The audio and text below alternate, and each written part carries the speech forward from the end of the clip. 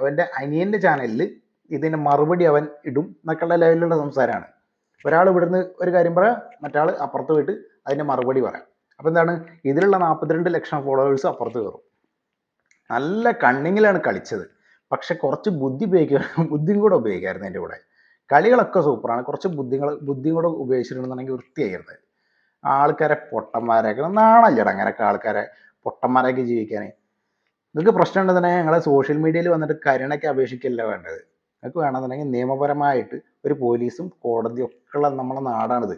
ഒരാൾക്ക് ഈ നാട്ടിൽ സുഖവും സമാധാനമായിട്ട് ജീവിക്കാൻ പറ്റണില്ലാണ്ടെങ്കിൽ അവനിവിടെ ഈ കാര്യങ്ങൾ ലഭ്യമാക്കാനാണ് നമ്മുടെ നിയമവും നിയമവ്യവസ്ഥയും അതിൻ്റെ നിയമപാലകരും ഉള്ളത്.